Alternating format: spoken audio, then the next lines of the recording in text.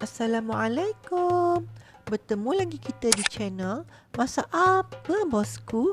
Hari ni saya nak ajar cara nak buat hummus, makanan yang agak popular di Asia Barat.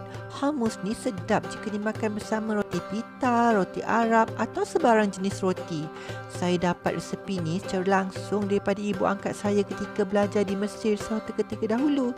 Jom kita masak. Okey, antara bahan yang kita perlukan adalah secawan kacang kuda. Kacang kuda ni perlu kita rendamkan dulu semalaman tau. Seterusnya setengah cawan bijan. Bijan ni kita akan gunakan untuk membuat tahini, satu campuran penting dalam pembuatan hummus. Seterusnya, perahan jus daripada sebiji lemon. Dan yang terakhir adalah 2 ulas bawang putih yang telah dibakar atau dipanggang.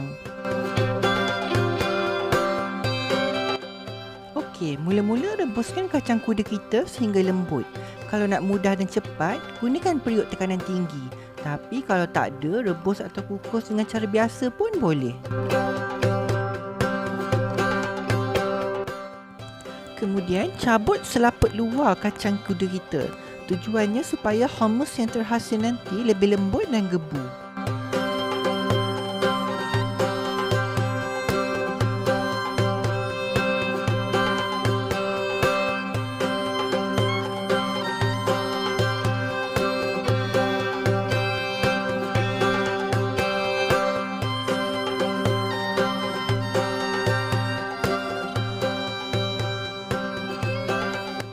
Dah siap, ketepikan sebentar. Sementara tu, sangaikan bijan kita di atas api sederhana kecil ya, sehingga bijan bertukar menjadi warna keperangan.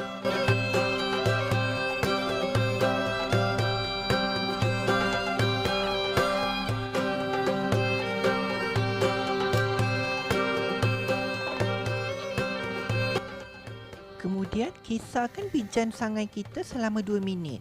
Untuk mereka yang tak punya mesin pengisar di rumah, boleh gunakan lesung atau penggiling.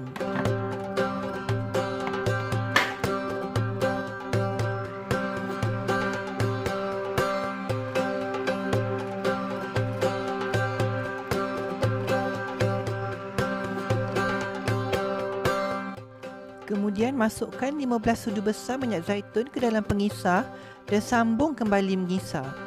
Boleh juga masukkan secubit garam jika suka.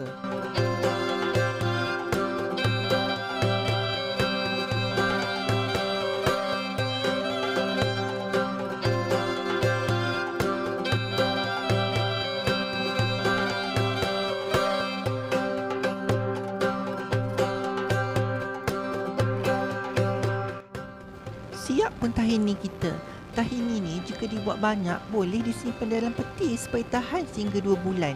Selain digunakan sebagai bahan pembuatan hummus, ianya juga boleh digunakan sebagai salad dressing.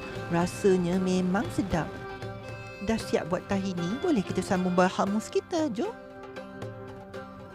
Okey, mula-mula masukkan tahini ke dalam pengisar berserta jus lemon, kemudian kisarkan sehingga sebati. Tujuan kita kisarkan dahulu tahini bersama jus lemon adalah supaya hummus yang terhasil nanti akan putih gebu.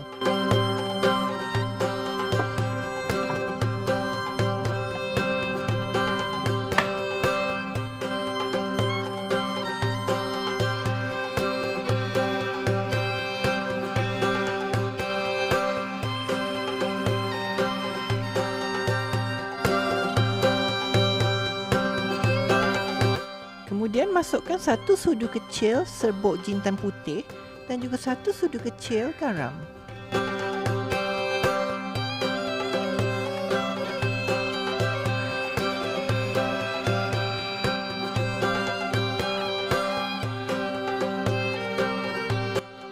Kemudian masukkan kacang kuda kita sedikit demi sedikit dan kisar secara berperingkat.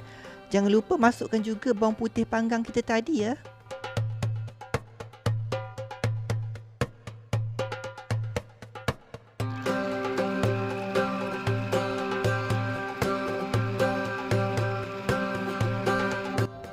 Mungkin ada yang akan bertanya, boleh tak kalau gunakan blender?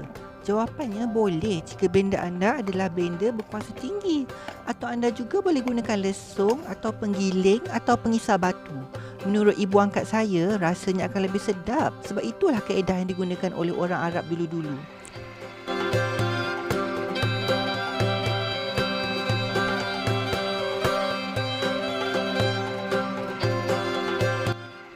Setelah kacang kuda kita agak lumat, boleh masukkan air sedikit demi sedikit sehingga tekstur hummus yang terhasil menjadi cantik. Untuk resepi ni, saya gunakan 4 sudu besar air sahaja. Walah, siap pun hummus kita. Kalau nak lagi sedap, boleh renjiskan minyak zaitun di atas hummus kita berserta sedikit serbuk paprika. Okey, mungkin ada di antara anda yang berminat untuk jadikan hummus sebagai salah satu menu jualan. Jom kita lihat pengiraan kos untuk sepinggan hummus.